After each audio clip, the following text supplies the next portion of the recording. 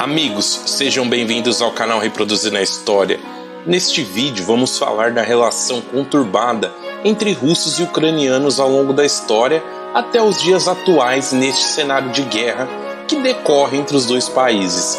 Mas, para entendermos minimamente a relação entre a Rússia e a Ucrânia, devemos voltar lá atrás, há mais de 1000 anos, quando Kiev, hoje capital da Ucrânia, estava no centro do primeiro estado eslavo, chamado Rússia de Kiev, berço da Ucrânia e também da Rússia. A religião ortodoxa está na origem dos dois países e remonta lá do ano de 988, quando Vladimir I, o Grande, governador da Rússia de Kiev, escolheu o cristianismo ortodoxo como a religião oficial do estado. No final do século XI, o estado já dava sinais de declínio econômico, mas foi só entre os anos de 1237 a 1242, com as invasões mongóis, que a Rússia de Kiev deixou de existir. No entanto, após mais de 250 anos de jugo mongol, o agora Principado de Moscou, através de seu líder Ivan III, se tornou um estado forte e militarizado. A partir daí, provavelmente surgiu esta tradição russa. Os séculos XVI e XVII foram marcados por guerras entre a República das Duas Nações, Polônia e Lituânia, e o Czarado da Rússia, e com isto, as terras a leste do rio Dnieper ficaram conhecidas como margem esquerda da Ucrânia. Ficou sob o controle imperial russo. Já a parte ocidental, conhecida como a margem direita, ficou com a Polônia. Mas, no final do século XVIII, mais precisamente em 1793, quando a margem direita, a ocidental, foi anexada pelo Império Russo, ocorreu o processo de russificação.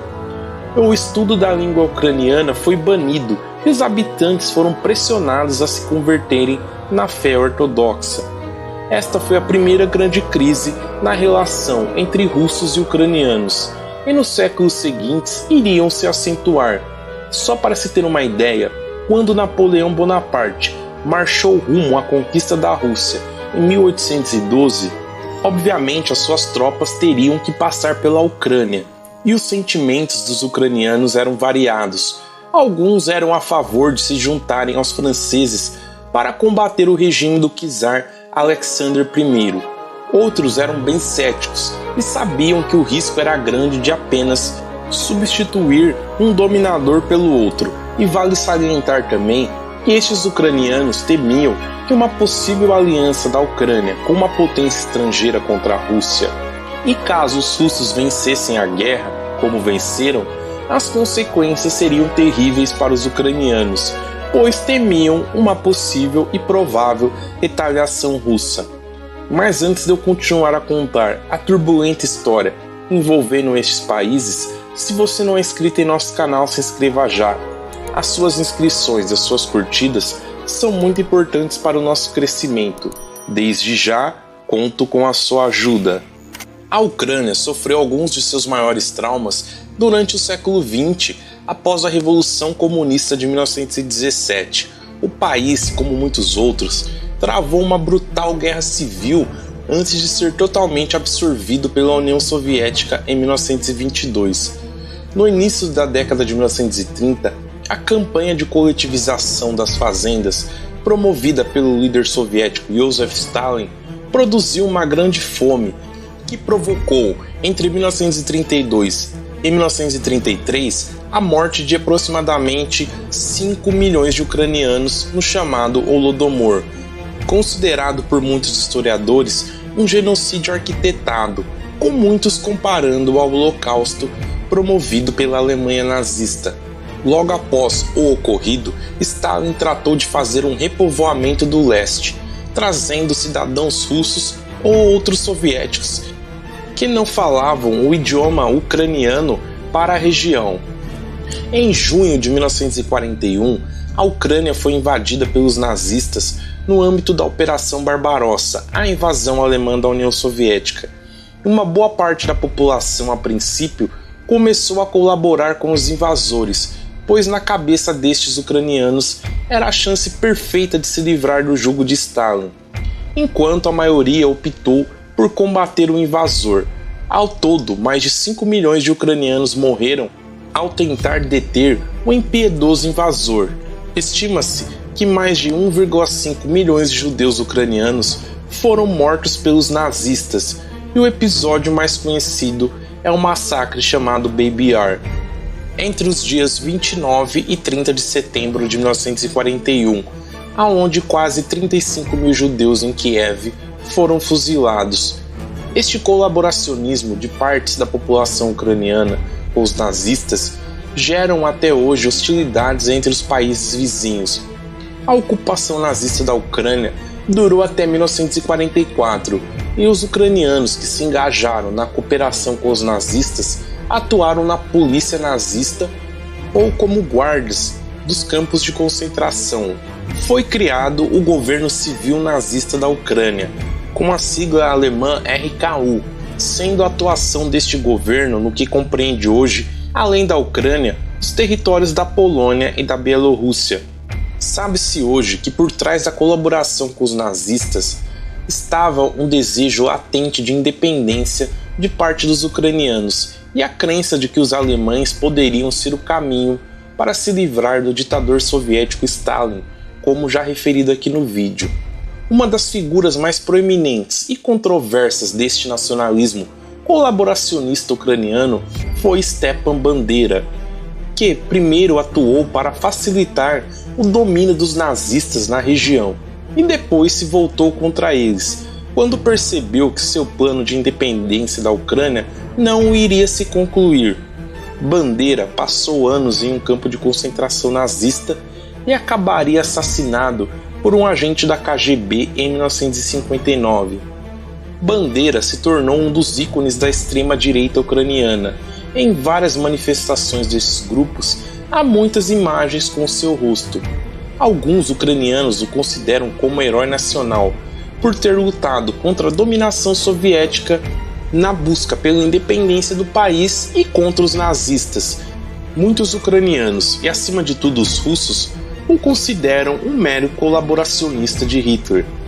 A Segunda Guerra Mundial, ou como os russos se referem, a Grande Guerra Patriótica, é uma importante parte da cultura russa, pois foi uma vitória amarga, à custa das mais pesadas baixas do conflito e também da cultura política do país, pois a partir do resultado dela houve o fortalecimento político, econômico e militar do governo soviético de Moscou, até o colapso do seu regime em 1991, quando vários países que faziam parte da União Soviética declararam sua independência, inclusive a Ucrânia.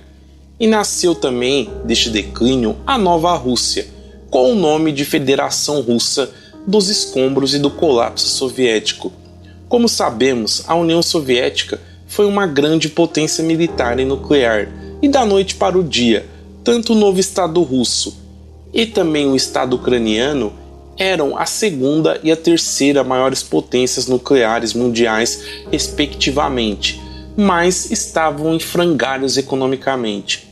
No caso da Ucrânia, o senso de nacionalismo não era tão profundo como na Rússia. A passagem para o capitalismo foi mais dolorosa e caótica. Muitos ucranianos sentiam falta da estabilidade de outrora, e a união de todos num só Estado ucraniano foi difícil, pois os ucranianos do leste tendem a falar a língua russa, praticar a religião ortodoxa e apoiar líderes russos, e já os ucranianos do oeste, como foram dominados por potências ocidentais por séculos, tendem a falar o idioma ucraniano, a serem católicos e apoiar medidas pró-ocidente. E este cenário ficaria escancarado na década de 2010. Mas antes, em 5 de dezembro de 1994, ocorreu a assinatura do Memorando de Budapeste, quando Rússia, Estados Unidos e Reino Unido deram garantias de segurança política e territorial à Ucrânia, para que a mesma abrisse mão de todo o seu arsenal nuclear. Com a assinatura deste documento, a Ucrânia terceirizou a sua segurança por um pedaço de papel que, na minha opinião, recentemente, como podemos perceber, não teve valor nenhum. A crise entre a Ucrânia e a Rússia, no século XXI, começou quando uma série de protestos violentíssimos em 2014 derrubou o presidente pró-russo Viktor Yanukovych, no chamado Euromaidan. Os manifestantes defendiam uma Ucrânia voltada à Europa, ao Ocidente. A queda de Yanukovych fez desencadear a crise da Crimeia, quando o presidente russo Vladimir Putin autorizou a invasão e anexação deste território à Federação Russa, numa manobra que pegou o mundo inteiro de surpresa. Além disso, Putin começou a financiar grupos separatistas pró-Rússia na região ucraniana de Donbass. A Crimeia foi parte da Rússia até 1954, quando o líder soviético Nikita Khrushchev transferiu o então Oblast da Crimeia para a Ucrânia, que, como sabemos, fazia parte da União das Repúblicas Socialistas Soviéticas. Desde o episódio do Euromaidan, a Ucrânia passou a ser um país pró-Ocidente, e a possibilidade de o país se integrar na União Europeia e na OTAN enfureceu o governo de Moscou, que, como já referido aqui, passou a financiar grupos separatistas que lutavam contra as forças ucranianas. No entanto, surgiram na Ucrânia algumas milícias de extrema-direita, em especial o Batalhão de Azov, fundado na cidade de Mariupol por Andriy Biletsky, que contavam com membros assumidamente neonazistas, ostentando símbolos que remetem ao nazismo e bandeiras com o rosto de Stepan Bandeira. No entanto, em 2014, mesmo assim, o Azov foi integrado como parte da Guarda Nacional Ucraniana. O presidente russo Vladimir Putin alegou em diversas vezes que a entrada da Ucrânia e da Geórgia para a OTAN era um risco para a segurança do país e que a expansão da aliança militar desde 1997 é inaceitável para o seu país. No entanto, vale lembrar que a Rússia e a OTAN nunca assinaram em nenhum momento, desde o surgimento da Rússia pós-União Soviética, qualquer documento que impedisse a aliança de estar nas fronteiras russas. E a cada aproximação da OTAN com a Ucrânia, ou vice-versa, era encarada pela Rússia como uma provocação direta, e a escalada das tensões foram se acentuando, principalmente quando Putin reconheceu a independência das regiões separatistas de Donetsk e Lugansk, até que no dia 24 de fevereiro de 2022 a Rússia invade a Ucrânia, após por várias vezes negar que invadiria o país vizinho. A invasão russa aconteceu sob a justificativa de desnazificar a Ucrânia, no qual os russos diziam que o Estado ucraniano era nazista, sendo que o presidente ucraniano Volodymyr Zelensky é descendente de judeus. O citado Batalhão de Azov e o Corpo Nacional, partido do também já citado Andriy Biletsky, não têm representatividade nenhuma no Congresso ucraniano, e sob justificativa também de proteger os russos étnicos na região separatista, no qual acusou de se haver um genocídio que nunca foi provado. A guerra promovida por Putin, no qual lhe chamou de Operação Militar Especial durante 10 meses, até que no dia 23 de dezembro de 2022, Putin finalmente usou a palavra guerra para se referir à sua invasão da Ucrânia. Cada palavra dita pelo Putin e por algum membro do seu Estado-Maior não são aleatórias. Ao meu ver, o Kremlin, aos poucos, está preparando o povo russo para uma mobilização ainda maior para o esforço de guerra. Infelizmente, esta guerra está sendo devastadora. É o maior conflito europeu pós-Segunda Guerra Mundial, superando os sangrentos conflitos na dissolução da Iugoslávia nos anos 90. Segundo o general Mark Milley, presidente do Estado-Maior Conjunto dos Estados Unidos, o número de baixas entre mortos e feridos estariam na casa de 100 mil para ambos os lados, e o número de civis mortos rondam aos 40 mil. O número de refugiados rondam a casa dos 5 milhões. São números assustadores e o conflito, até a publicação deste vídeo, infelizmente está longe do fim. Se você chegou até aqui, se inscreva em nosso canal, acione o sino das notificações e dê um like neste vídeo.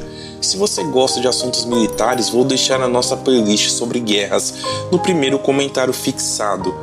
Desde já, muito obrigado a todos vocês e até o próximo vídeo.